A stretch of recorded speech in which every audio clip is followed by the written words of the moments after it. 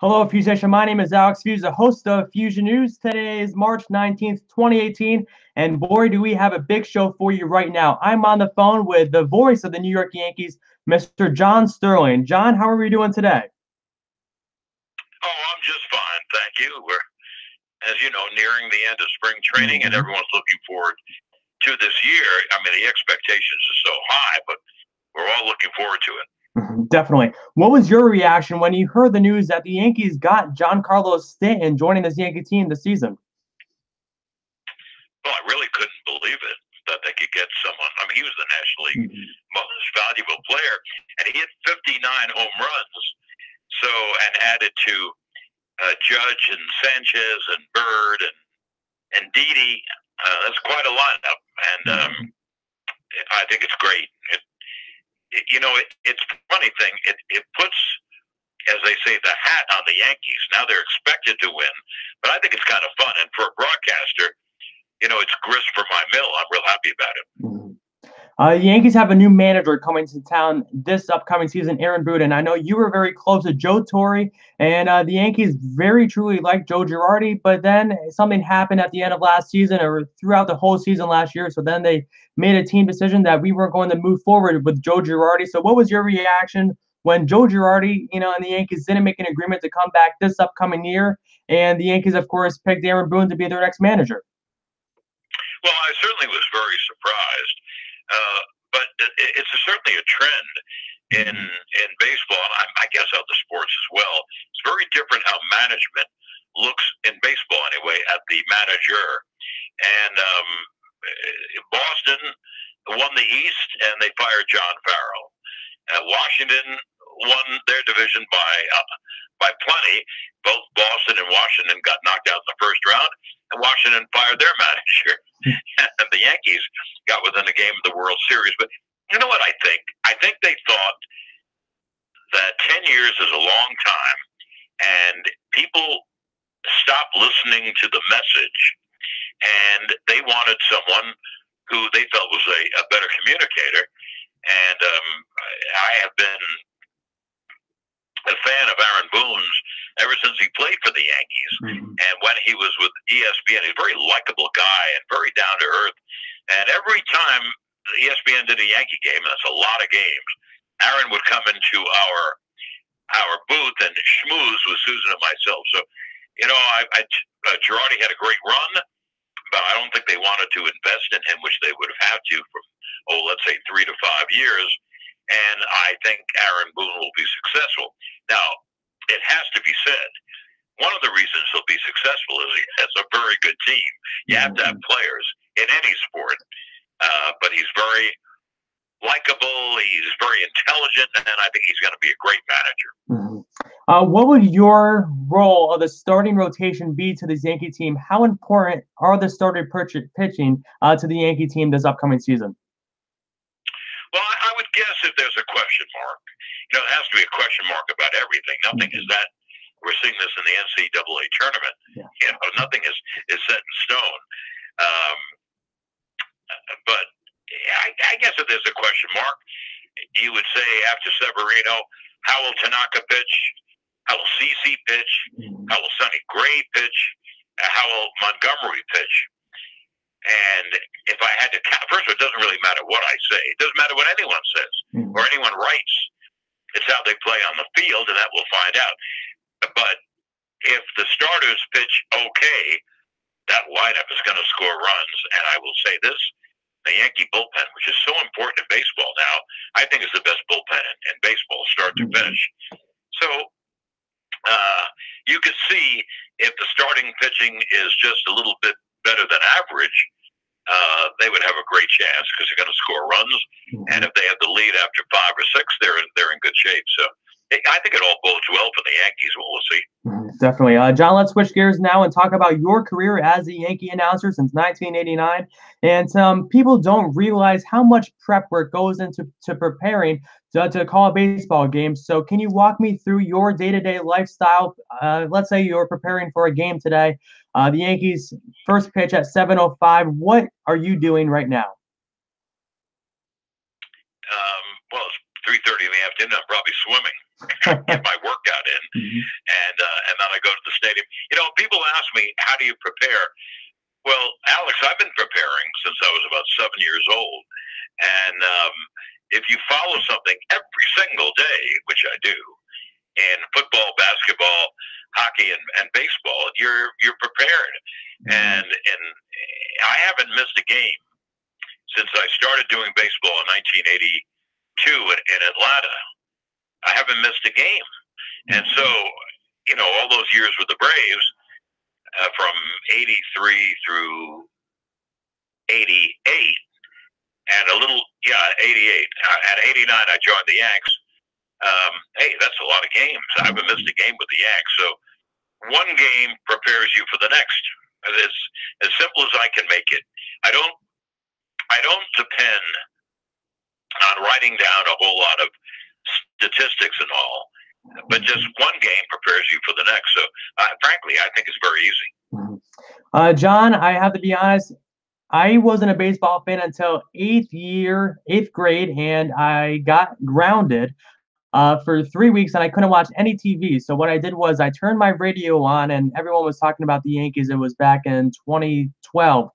They were playing in the playoffs that year. So I turned on the radio, and I started listening to the Yankee games, and that's how I became a baseball fan, and that's how I became a Yankees fan. So I'm going to ask you this question. What does the game of baseball mean to you? Well, it's tough to explain. I love it. Mm-hmm. I can watch a game every day, and I do. In fact, I've been very fortunate in life. When I was very young, I fell in love with music and sports, and they have been two constant companions for me all my life. I'm one of those guys who, if I'm up in the middle of the night, I'll turn on ESPN to see the crawl at the bottom of the screen to see who wins what game. I always love to know the final scores of games. So it's a labor of love. It's something I love. I don't have a problem listening to my kind of music every single day, and I don't have a problem watching baseball or, for that matter, football, basketball, or hockey. So it's just something that I love. When I love something, I throw myself into it. And when I don't like something, I ignore it completely. So, I love the music I listen to, and I love sports. If you could call one baseball game with anyone, who would it be and why? You mean who would the other broadcaster be? Yeah. Yep. Oh, I don't know. I love them all. I'll give you some of my favorites growing up. Obviously, Mel Allen, and a fellow who did the Giant games years ago in New York, Russ Hodges, and then Bob Prince of the Pirates, and Harry Carey, and Jack Buck, and so any one of those that I just named, I would love to do the game with. I don't believe that an individual is the greatest of all time. I think that of Babe Ruth. I think it of Vin Scully as well. But I like a whole lot of people, and in broadcasting, I love different styles and different broadcasters. So picking out one, it's like if you said to me, "What's the most favorite Yankee game you called?" Gee, I've called every game they played for 29 years. I've been very lucky because I have nothing to do with it. We've been in the World Series so often, and in the playoffs so often, and I've seen and called perfect games and no hitters, and the entire career of Derek Jeter and the entire career of Mariano Rivera. So it's tough for me to pick out one of anything, but there's a whole bunch I like. It seems like you step it up in the playoffs. There's nothing better than a playoff John Sterling and Susan Waldman. What's the difference between calling a regular season game and a playoff game for you? Well, it's not for me. Crowds make games. And I thought, and I really do mean this, I thought the 6 playoff games at Yankee Stadium last fall, the wild card win over Minnesota, the 2 wins over Cleveland, and the 3 over Houston, the crowd was like the old stadium, and the passion and the importance of the game are infused in your system So they're easy to call. You know what's tough to call? These exhibition games where you have 50 guys coming and you don't know any of them after the sixth inning. So I would say the bigger the game, the easier it is to call. And it's very easy when you're winning. You know, you're giving good news. But the playoffs in all sports are something special. You know, then it's a feeling of you either win, you got to get out, and so they're not only easier to call, but they're so much fun. The home run calls that you, of course, made famous in New York are something Yankee fans know, and it is your signature in New York. I know this didn't start with the Yankees, so where exactly did this idea come from you? Well, I've always had a few nicknames for players that I've used. Let's say dating back to Bernard King with the Nets. You know, I called him, his teammates called him BB, you know, for the famed guitarist BB King. And I called him Sky King. It was a character when I was a little boy on radio. So he'd make a great shot or a great drive, and I'd say Bernard Sky BB King. And then when I went to Atlanta, I made a whole treasure trove of names for Dominique. In fact, I never used his last name. I mean, if your name is Dominique, why would you use the last name? And he would do something great, which he did every game, and I'd say Dominique is magnifique, or I would say Dominique is dominant. And so that grew, and for Randy Whitman, it was a Whitman sampler. Anyway, those are the kind of things I did. Now, I'm in New York, and I'm doing the Yankees, and the first one I ever did like that was Bernie Williams, Burn Baby Burn, which really took off. And when I began it, it was just isolated incidents. Now it's grown. I'm very happy about it, but now it's like a cottage industry, and I have to come up with something for everyone, which is very tough to do. And then there's been a lot of interest this winter. And now in the spring, what will the call be for Giancarlo? I have one in mind. All right. And I don't know if it'll work or not. I'll give a hint. I won't do it till the season begins, till he hits one during the regular season. But I have come up with an Italian phrase that rhymes, and I hope it works. I have no idea.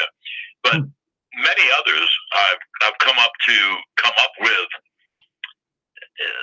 by the seat of my pants, which is really how I do everything in life. So,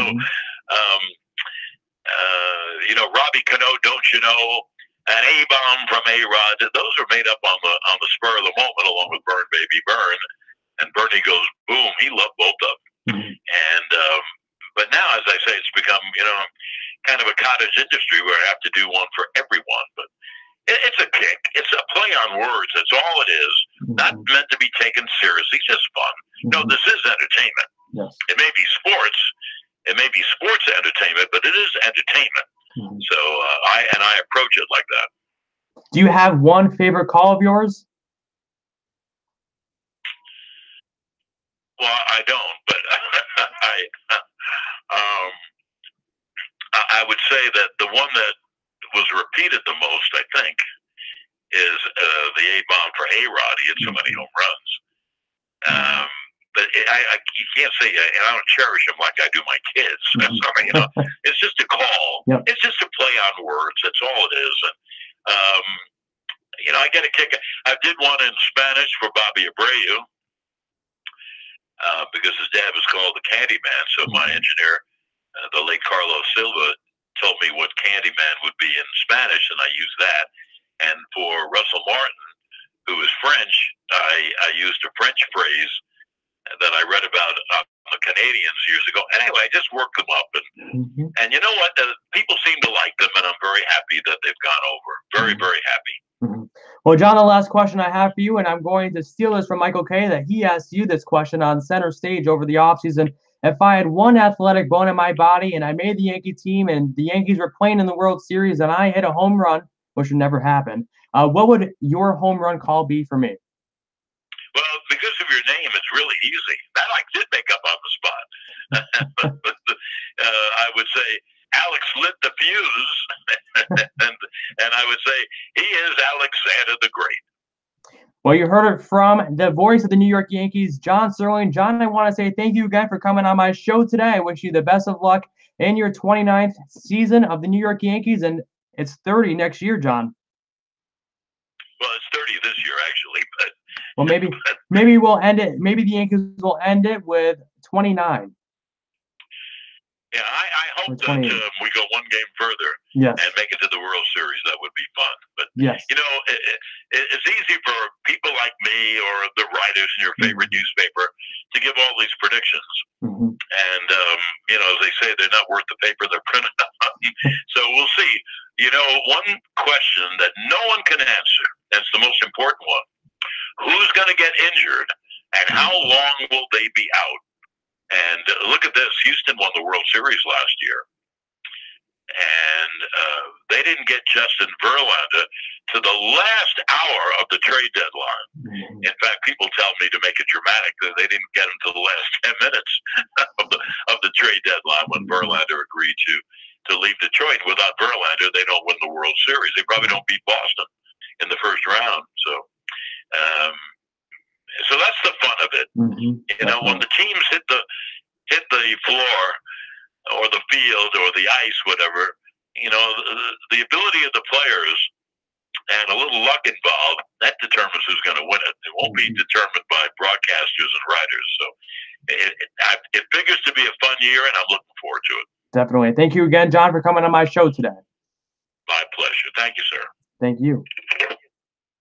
All right, Feuzion, you just heard it from the voice of the New York Yankees, Mr. John Sterling. John has been one guy I've always wanted to have on my show. He is the reason why I'm a Yankee fan, and he's the reason why I started doing this show.